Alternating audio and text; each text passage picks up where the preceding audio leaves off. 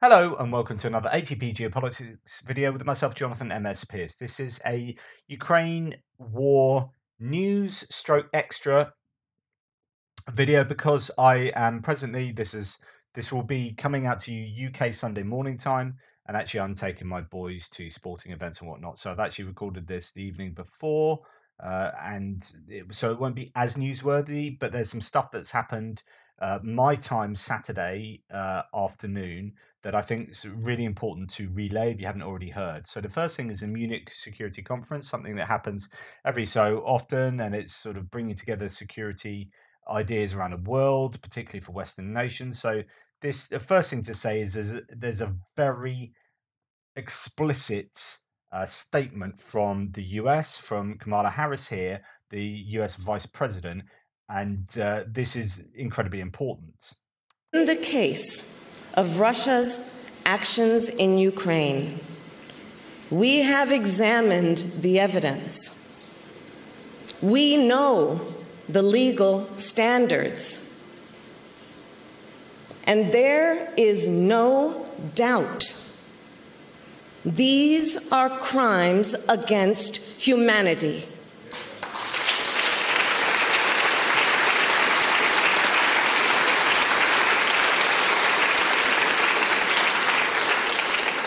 The United States has formally determined that Russia has committed crimes against humanity.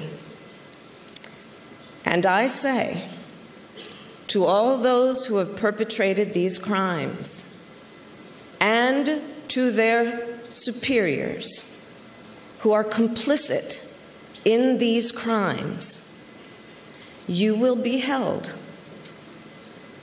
to account. That is huge, right? That is absolutely huge. That is basically saying, Putin, you're going to The Hague. There is no way around that.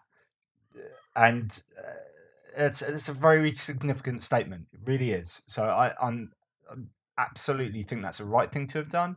I applaud Kamala Harris. I applaud the US administration for doing this, because then there's no hiding behind, well, what do they think? Being clear, being explicit, and being honest with what you think is such an important policy to adhere to, and just there's no hiding, right? That's what we think. Okay, everyone knows where we stand. War criminals, right? Okay, let's continue to deal with this situation. So yeah, that's absolutely fantastic. But equally as important, arguably, or certainly to win the war, certainly fantastic as far as Sunak. So as you know, I'm no massive Conservative fan, Conservative politics in the UK, big C and little c. I'm a liberal, but yeah, and I'm not going to be the first person to rush to Sunak's defence or applaud him particularly.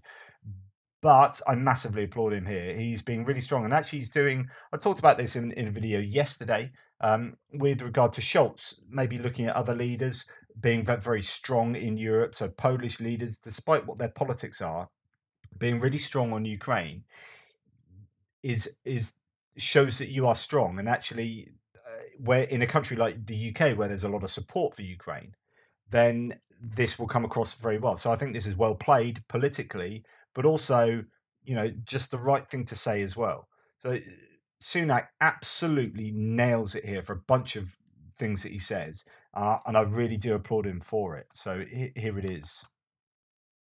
To win the war, Ukraine needs more artillery, armoured vehicles and air defence. So now is the moment to double down on our military support. When Putin started this war, he gambled that our resolve would falter. Even now, he is betting that we will lose our nerve. But we proved him wrong then, and we will prove him wrong now. Together, we're delivering as much equipment in the next few months as in the whole of 2022. And together, we must help Ukraine to shield its cities from Russian bombs and Iranian drones. And that's why the United Kingdom will be the first country to provide Ukraine with longer-range weapons. Boom. And it's why we're working with our allies to give Ukraine the most advanced air defence systems, and build the air force they need to defend their nation. So that is massive, right? It's huge. So the UK are going to open the gates to longer range missile capability. Probably going to be the Storm Shadow cruise missile, is what most people are guessing. And also building up air defences. Well, we can give things like Stormers and these tracked air defence vehicles, but when it comes to the big old systems, UK is more likely to try and get together with other nations and help facilitate that by maybe putting up the money for it or whatnot. I don't know. And probably the same with jets as well, although we've got a place to play in terms of training. I don't know. We're going to see how that goes. But he's saying the right things about jets, about air defense, and about long range missile capability. Huge. And just like doubling down. So, no, Putin, we're not going to tire. We are not going to get bored of this like you hope. There's not going to be this political attrition that's taking place. We're in this for the long haul. There's some some commentary on this. I'm just taking this from the Guardian, from talking about Sunak and Europe and the States. So a few bits to take out here of this. Ursula von der Leyen, the European Commission president, had said earlier that the EU must urgently introduce joint purchasing of weapons to persuade arms companies to standardize production. This is very important, and it's about working. I talked quite a bit about this, about government strategically planning in order to make the free market do what it wants. Basically, you're not so free. You're going to do what we want. We want standardization of this, we want this, and we want that. And that's, I suppose, that's using the free market. The free market adapts to demand, doesn't it? That's what we demand. Can you supply it? And if or it's like, that's what we demand, you will supply it. So that's interesting, and I think using that purchasing power, the EU, I mean, that's what the kind of trade bloc is there.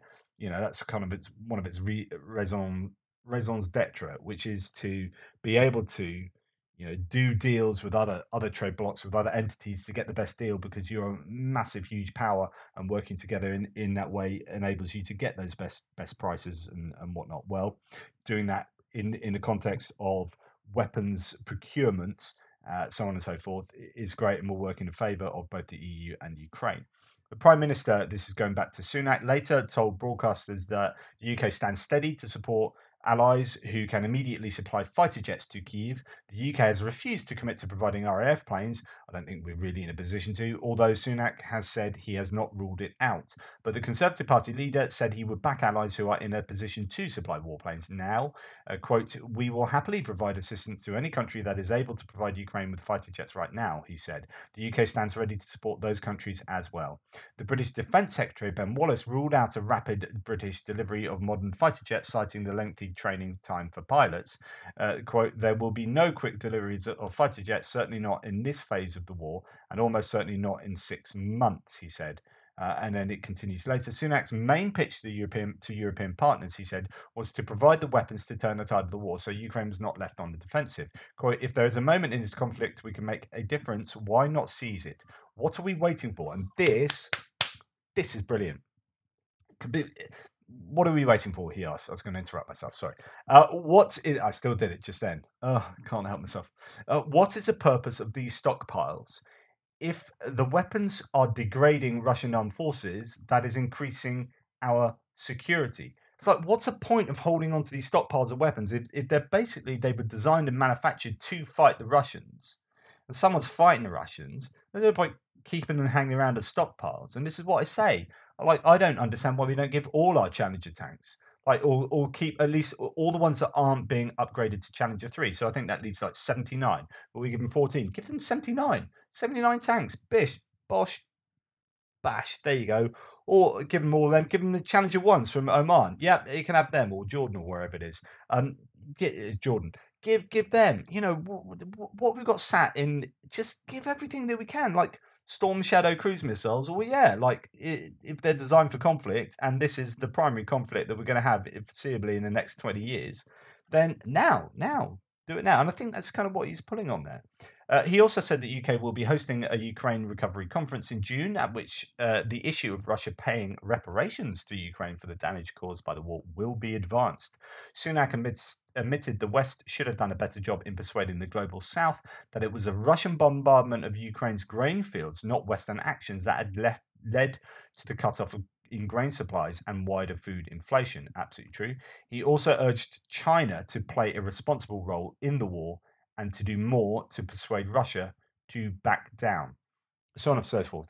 Lots of stuff coming out at that conference. It's really great to see this. Just a little bit on a Storm Shadow. What's a Storm Shadow? It's an Anglo-French cruise missile that has a 560 kilometer range. That's 350-mile range, powered by a turbojet Mach 8. But actually, it's designed really to be fired from planes, but that's probably not going to happen. But I do believe it can be fired from the ground as well, although it doesn't mention it in the wiki article here. So it's a fire and forget missile programmed before launch. Once launched, the missile cannot be controlled or commanded to self-destroy, and its target information cannot be changed. Mission planners program the missile with the target air defenses and target. The missile follows a path semi-autonomously on a low flight path guided by GPS and terrain mapping to the target area. Close to the target, the missile climbs and then bunts into a dive. So,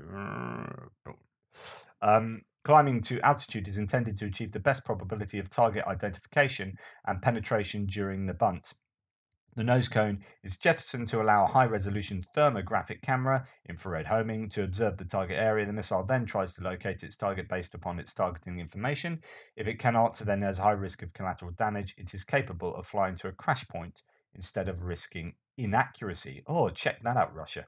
And then there have been enhancements since then. So that is a Storm Shadow, and that could well be what is sent. I mean, that's a cruise missile, right? So whether we would send that and say, but you can't use it to strike inside Russia, I don't know, because I don't really see an awful lot of point of these being used to just give a little bit of extra distance to HIMARS, but only within within Ukrainian borders. That would be kind of overkill for that kind of missile. You just want an ATACMS or something like that, I would have thought. However, I don't know. I mean, I can imagine if this is given to Ukraine, that it would be, it makes more sense to be used to strike within the Russian borders as well, and that's a significant change in approach from a Western nation supporting Ukraine. Okay, other things. The Ukraine foreign minister, I think at the same conference, has called on partners to start training Ukrainian pilots now. So I will take a chance, but I will say that Ukraine will receive aircraft. It will receive aircraft. This is a matter of time and procedures. It will take longer than tanks. We understand this, Kuleba said at the briefing on the sidelines of the Munich security conference on Saturday. He said pilot training is a first step. In the case of tanks, as the minister explained, a lot of time was wasted because of the first announced decision on deliveries and then on the training of the military. Quote, now we offer the opposite. This is our request to all our friends who can potentially share aircraft with Ukraine. Start training as soon as possible without assuming any additional obligations right now. So what he's basically saying is that before we waited for tanks to be given to us, and once they were given to us, we then got people trained on them. Let's do it the other way around. Let's get people trained on the jets now and the airplanes now. Get them trained up, and then you can give them to us. But we need to be proactive, get the training done first. There is lots of rumors about Ukrainian pilots training on F-16s in America and here and there and everywhere. We just don't know that that's actually 100% happened or is happening. There are lots of rumors. It probably is the case, but then it's odd that they keep asking for training, for specific training. So that would be odd if they knew they're already getting that, I guess. So, okay, on to the next thing. So the Netherlands, a bit more news. The Netherlands is taking new diplomatic measures against Russia. They've expelled 10 diplomats. They've made a rule that not more diplomats in The Hague than Dutch diplomats in Moscow. And closure of Russian trade office in the Netherlands. We do not accept Russian war crimes and espionage, says Ruben Brekelmans. Good stuff there. Now, I did a video yesterday on cyber crime, cyber warfare with the Russians, and talking about how I mentioned it in one of the articles, how Russians in, I think, Lithuania and maybe Latvia. There have been these letters sent that are basically huge disinformation, trying to fool people into uh, well, here it is. So extremely, this is happening now in Britain. Extremely nasty Russian disinformation campaign in the UK. A fake letter from the UK government supposedly asking UK hosts of Ukrainian refugees to provide names and whereabouts of Ukrainian men staying with them. And yeah, that's just a fake letter asking people to do uh, things, you know, to do problematic things. And as you can see, the email is report at llevellingup.gov.uk rather than just .gov.uk. And yeah, so that is not a bona fide letter, as we have seen in other nations in Europe. Right, let's move to Vuhledar. Vuhledar, you ask, where's that? Well, let's go and have a look. So this is my map of Ukraine. There it is. Vuhledar is down in this corner at the bottom of the sort of north-south Donetsk front line before it doglegs towards the west. And down the bottom here is Vuhledar. And this has been the site of basically a bunch of horrendous attacks, both in November and now over the last few weeks from the Russians, as they beat their head against a brick wall and send just plenty of people to their deaths in this uphill battle towards Vuhledar, which is on the heights and overlooks Pavlivka and Mikilska, and has very active and very decent artillery working behind, but also a huge amount of minefields being laid all around Vuhledar. And I mentioned about how, well, let's first talk about this before we get into minefields. So this is a New York Times article, just having a little discussion that's come out today about Vuhledar. The article is titled Moscow's military capabilities are in question after failed battle for Ukrainian city. Just picking out a few bits. It does mention in the article Britain's Defence Secretary Ben Wallace told the BBC on Wednesday that 97% of the Russian army is in Ukraine.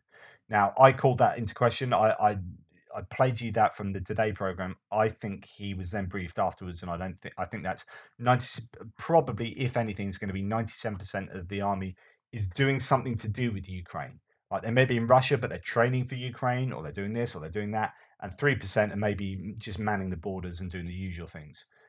So I think he got that wrong. And actually, this article said, though he did not elaborate to offer evidence for the claim. And then it says US military officials estimate about 80% of Russia's ground forces are dedicated to the war. In other words, that 80% of the army are doing something to do with, but not necessarily in Ukraine, but doing something to do with the Ukrainian war. So it's a vastly different figure.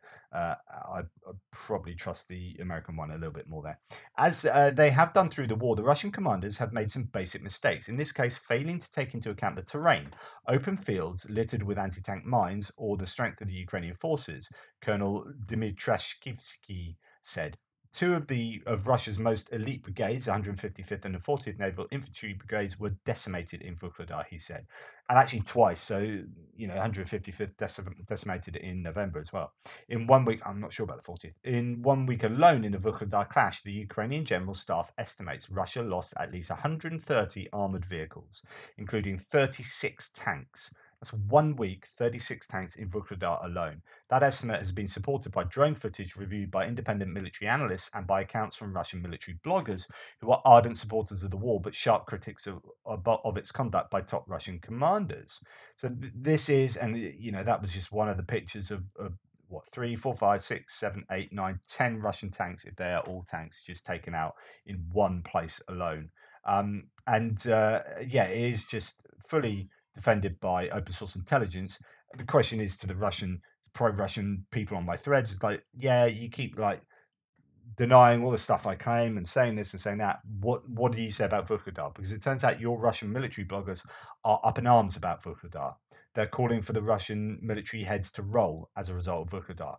Everyone is accepted. We've got video testimony from Russians themselves who have escaped being caught prisoner or have gone, as we'll see in a second, to Russian media sources to complain about this and to validate these sorts of claims. What do you say? Okay. Mr. Wallace, the British Defence Secretary, cited reports on Wednesday that, quote, a whole Russian brigade was effectively annihilated in Vuhledar, where he said that Moscow, quote, lost over 1,000 people in 2 days. The British Defence Intelligence Agency reported last week that Russian units had, quote, likely suffered particularly heavy casualties around Vuhledar. Mr. Wallace told LBC News, a British news outlet, on Wednesday that the losses in Vuhledar showed the result of a, quote, president and a Russian general staff that defies reality or ignores reality and simply doesn't care how many people they are killing of their own, let alone of the people they are trying to oppress. It goes on to talk about Bakhmut as well. And it talks about Grey Zone, which is the Wagner Telegram channel, that's been scathing about the Russian military's efforts in Vuhledar and called for Russian commanders responsible for the losses to be held accountable in public trials. Quote, impunity always breeds permissiveness, a recent post said. So again, to the pro-Russians in the threads below, you've got Russians who have a damn sight more evidence than you do saying that Russian commanders need to be held to account because of the terrible failures in Vuhledar. Are you denying those terrible failures? A Russian Marine who fought in Vuhledar told the Russian media outlet 7x7, which is based in the Komi region of Russia, that those who survived the battle were considered deserters. The Marine, whose identity the news outlet did not disclose, citing the need to protect his safety, said he was part of the 3rd Company of 155th Brigade. After the failed assault, he said only 8 soldiers from his company were left alive. It would have been better if I'd been captured and never returned, he said. For the moment, Colonel Dmitrashkivsky said the large-scale Russian assaults have subsided, though the Russians are still attacking in small bands of 10 to 15 soldiers, probably probing Ukrainian defences for weaknesses. If the Russians continue with that tactic, he said, they will be outnumbered by Ukrainian platoons of 30 soldiers. They are going to their death. And that's it, he said. Now, talking of Vuhledar and the mining that's been done in the area, I said that there have been recon and sabotage groups going out and laying mines, and then I was called out on my threads by several people saying, actually, no, they launch mines from artillery, and it will be the artillery brigades that have done this. And actually, we're both right and we're both wrong. It's both. So this Forbes article is very interesting. It says Ukraine's new anti-tank tactic: lay a minefield, then scatter more mines from the air. Pretty much says it all, and it's talking about Vuhledar. So Russian tanks keep running into Ukrainian mines outside Vuhledar. Either the Russians are getting sloppy, or the Ukrainians have tweaked their mine laying tactics. More likely, both. So it talks about the mining here. Let me just find the pertinent bits. So as it says, the pattern is familiar. Armoured vehicles roll in neat lines across the fields and forests between Russian-occupied Pavlivka and Vuhledar. The lead tank hits a mine and explodes. The rest of the column falls into disarray. Some vehicles try to go around the wrecked lead vehicle, only themselves to run into mines. Even retreat is dangerous. There might be mines behind a column too. And we saw that. I showed you a video footage of 4 vehicles blowing up on mines, doing exactly that, just in one place. It's just one bloody chaotic day last week. The Russians lost 30 or more armoured vehicles around Vuhledar. Their losses deepened in the following days, and it seems Ukrainian mines inflicted much of the damage. Specifically, 2 types of mines, the Soviet TM62 and the American Remote Anti-Armor Mine System.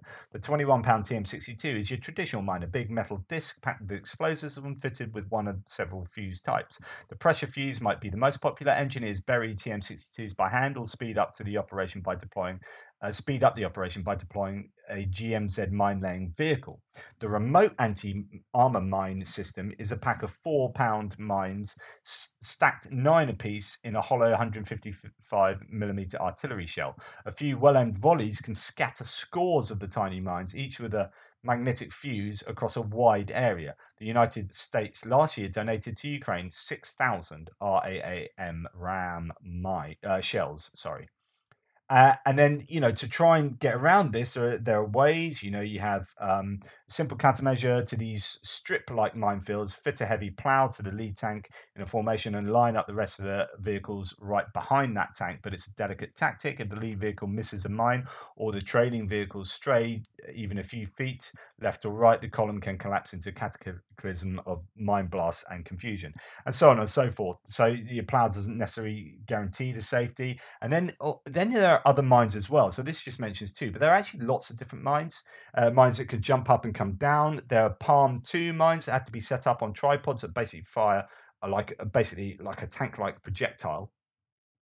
or the sort of projectile that we use in a tank at the tanks, from the side, or the vehicle from the side.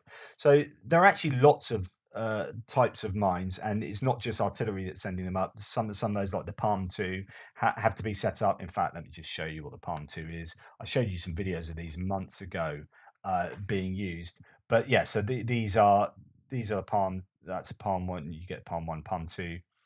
Tank turret popping Palm 2 mines arrive in Ukraine.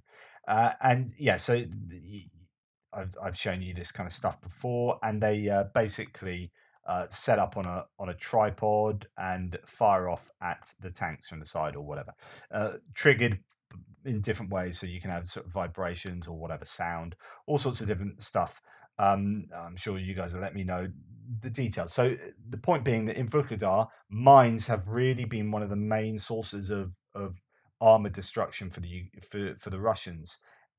But actually, this is a very serious consideration going forward. So at the moment, I wonder whether things are slow, maybe up in uh, the Svatova to Kremna area, because actually any advance the Russians do will be through places that have been absolutely laden with mines.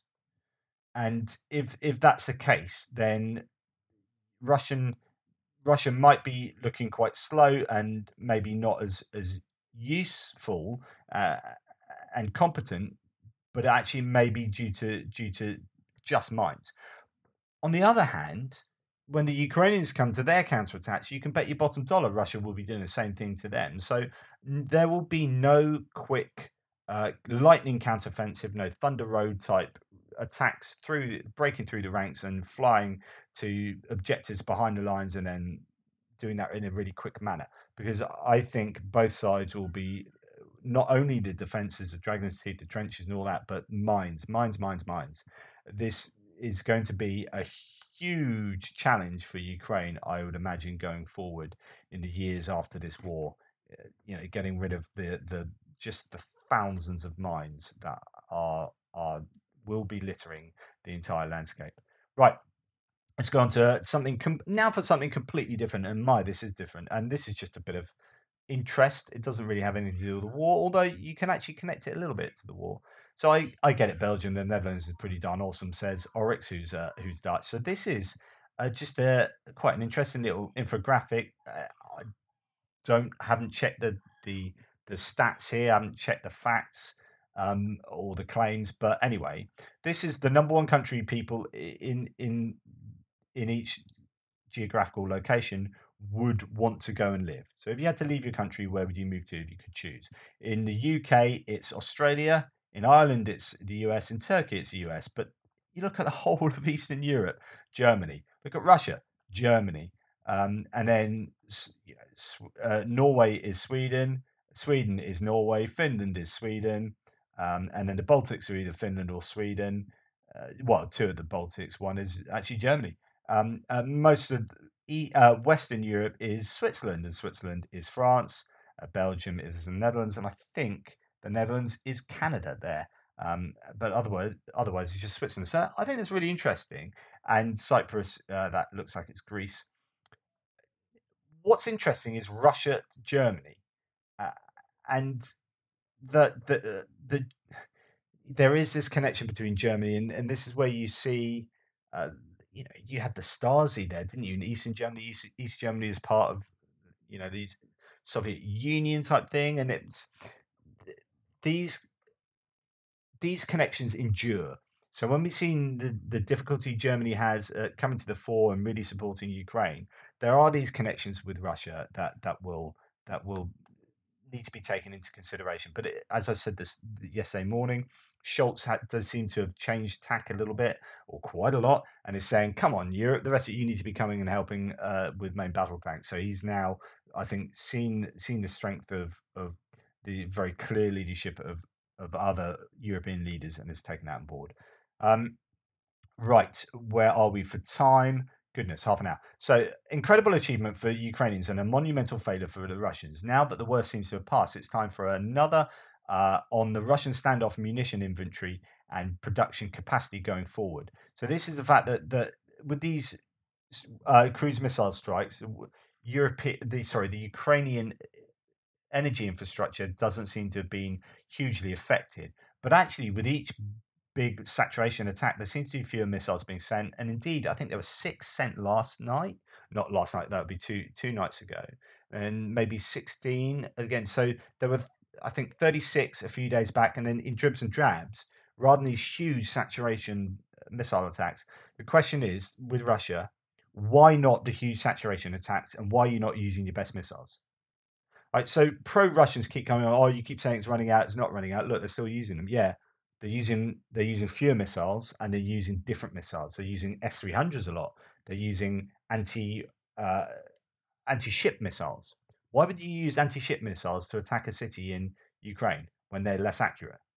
So you've got less chance of hitting your target and less chance of succeeding in your objective. Why would you do that? So ask yourself, pro-Russian, ask yourself, Ivan, why would Russia send a bunch of missiles into Ukraine? One, send fewer than they could do, and two, send missiles that are less accurate than the missiles they could send. Why would they do that? What is the best? See, inference. This is an abductive argument. Inference to the best explanation. What best explains that? The fact that, I don't know. The fact that Russia isn't running out of missiles and has some weird plan to use worse missiles, or Russia's running out of missiles. And by running out, it doesn't mean that they're suddenly going to have none left. It just means that they are using them at an unsustainable rate, and they have to keep strategic reserves for another war that may turn up against NATO or whatever. So they may have some left, but they don't have enough that they would send 100 of their best cruise missiles in one strike. They sent 120 missiles a couple of months back, and now they're sending 16, 30, 36, 32, whatever. Those numbers are vastly different. Why? John Ridge talks about this. Per this graphic from the 3rd of January, and I showed you this, Russia had 59 caliber SLCM, so these are their better ones, 118 KH-101 555s, ALCM cruise missiles, for a total of 170 units plus 52 of these other cruise missiles. So you've got ALCMs and GLCMs and SLCMs. Let's go and just unpick that.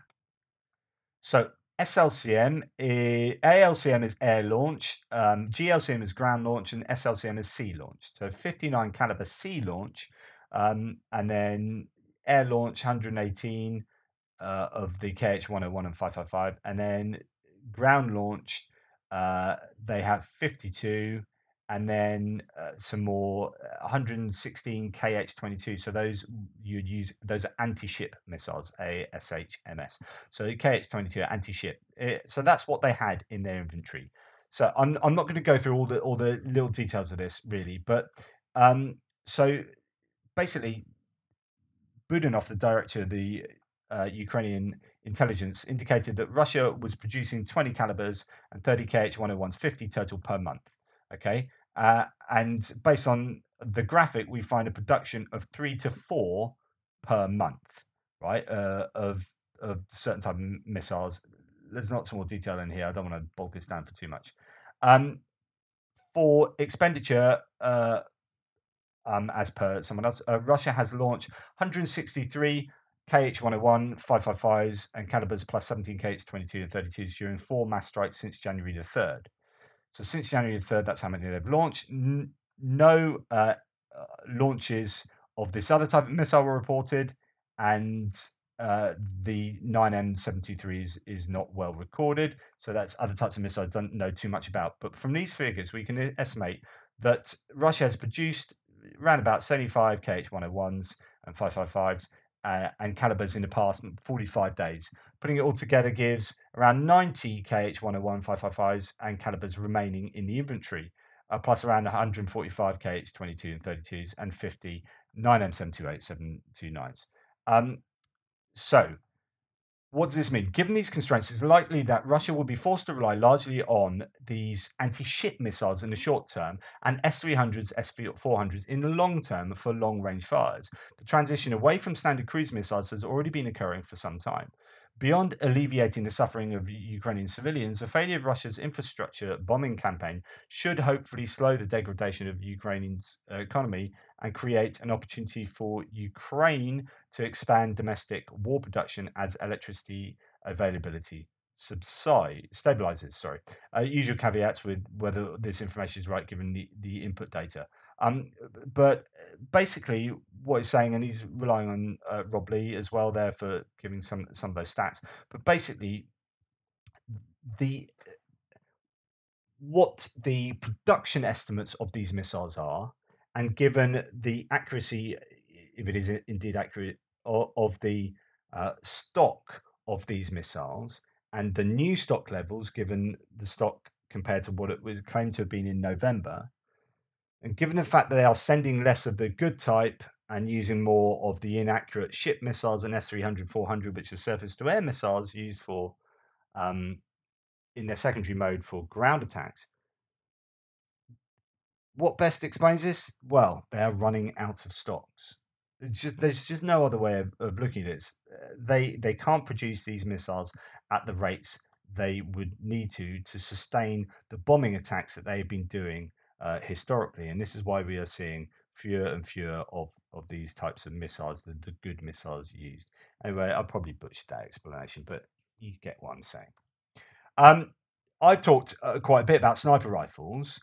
This sniper rifle has a range of 6 kilometers. It's just insane. Look at the length of the barrel on that bad boy. It's incredible. But I still don't understand why there weren't like 1,000 snipers trained up by the best trainers in the world and given the best optics and the best sniper rifles and whacked in like Bakhmut and places like that and just picking people off. But lots of snipers. I mean, like you can't move anywhere for fear of being sniped. Not just the odd sniper with the odd detachment here and there. I mean, like loads. I'm sure someone can tell me that's not how you use them. No, that's not how you traditionally use them. But why not? Why can't you have like 200 snipers in Bakhmut in every building, just like making any advance hell? Any Russian moving from building to building is in trouble. Okay, let's give some props to the Dutch. Their YPR 765, which is a bit like the M113 armored personnel vehicle, pretty old school. The Dutch have actually given a bunch of these, and you do keep seeing footage of these being used. A few of them blown up and whatnot, but it's great to see that these are being useful, if not for like frontline attacks and whatnot, for just transporting troops around from one place to another in a fairly safe way with some degree of both defensive and offensive capability. So yeah, YPR 765, tried and tested, and doing a good job in Ukraine. Genocide not only kills people, it also kills culture. Russia is destroying millions of books because they teach a different worldview. I mean, this is like a leaf out of the Nazi playbook, isn't it? And in Ukrainian. By reigniting this fire, Russians are turning back the clocks 90 years to an era forever condemned by history. It is basically you're rewinding to Russia, like Nazi Germany, and book burning. Just freedom of speech, freedom of idea, freedom of thought. Is this what your idea of liberation is? I mean, goodness gracious. I don't understand. This is why I just get really bloody frustrated again. And I get into rant mode. I don't understand pro-Russians. Like, you must be so anti-West, so anti-America that it clouds your judgment so completely and utterly. You must be paid to do what you're doing. Like, there is no middle ground. You can't be for this. You can't look at this and think this is a good idea unless you're so rationally distorted. Like, unless you really think that Ukrainian culture is that evil that it needs to be burnt and eradicated. And if you think that, you're not right in the head. You're so brainwashed. And I can't say this forcefully enough. So the pro-Russians in the threads, do you really advocate for burning books? Do you really advocate for the utter destruction of Ukrainian identity? And these people, they say, hang on, we want this identity. Are you saying that they can't have that identity? Are you denying what people want? Is that what you call liberation? You are liberating people, should be freeing them so they are don't have shackles and they can think and do and act as they please within a kind of a normal moral rule-based society. So you're saying you can't speak this language, you can't do this, you can't say this, you can't think that, and we're going to burn all these books. And don't give me the whataboutery of like, well, you know, Ukrainians are stopping Russian speakers. But no, you can still speak Russian in Ukraine. It's not a problem. What they're trying to do is you know, give a positivity to Ukrainians so that you would want to speak Ukrainian more, and try and put things in an official capacity to make Ukrainian the national language, and you know, sing the praises of Ukrainian. But they're not going around burning books, and you're not going to be hauled over the coals for speaking Russian. So really, is this what liberation looks like to you? Because if this is liberation, you're wrong. You're just wrong. You're just really wrong. Talking is free speech. Let's just throw this one in for Musk. I know. Am I going to have a go at Musk? Meh. Elon Musk, who's a massive advocate of free speech, turns out some speech is freer than other. Some speech. There must be a spectrum of freedom here.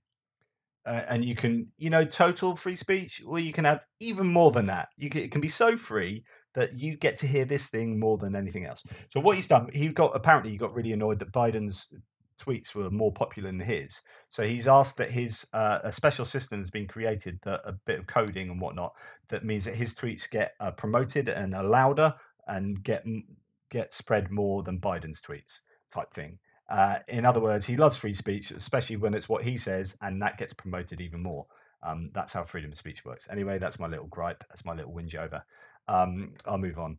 That's the end. I was going to leave it on that positive free speech note. Anyway, that's today's kind of rambling news and extra segment all into one, and I'll try and do a map update later. Anyway, thank you for all your support. Please take care, and I'll speak to you soon.